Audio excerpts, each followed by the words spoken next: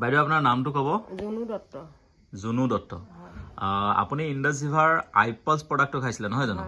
আপুনি প্ৰডাক্টটো কিহৰ কাৰণে খাইছিলে খোৱাৰ আগত কি আছিলে আৰু কেনেকুৱা পাইছে এতিয়া আপুনি মোৰ প্ৰথমতে আছিলে কফ এলাৰ্জি হয় তাৰপিছতে গাঁঠি বিষ হয় আৰু ভৰি গুৰুহা বিষ হয় তাৰপিছতে লিভাৰো অকণমান প্ৰব্লেম আছিলে পায়খানাটো মানে 2-3 বাৰ হয় হয় হয় এতিয়া মানে বহুতখিনিয়ে মই আৰোগ্য পাইছোঁ হয় হয় মাত্ৰ এতিয়া এসপ্তাহ হোৱাই নাই খোৱা এসপ্তাহ হোৱাই নাই আপুনি কেনেকৈ খাইছে ৰাতিপুৱা গধূলি দুবাৰ খাইছে নে এবাৰ খাইছে দুবাৰ খাইছোঁ দুবাৰ খাইছে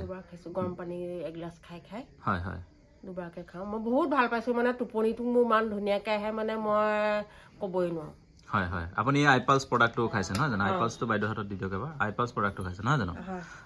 আৰু আপোনাৰ ধৰক আপোনাৰ নিচিনা সমস্যাত যিসকল ভুগি আছে তেওঁলোকক আপুনি কি ক'ব বিচাৰে মইতো মোৰ ভণ্টিলৈকে লৈ গ'লোঁ তাইও তেনেকৈ কফ এলাৰ্জি টোপনি নাহে না ভৰি হাতবিলাক টানি টানি ধৰে ভাগৰ লাগে এলাইচ লাগে আৰু চকু মুখবোৰ টানি ধৰে তাই মানে খাই বহুতখিনিয়ে মানে আৰোগ্য পাইছে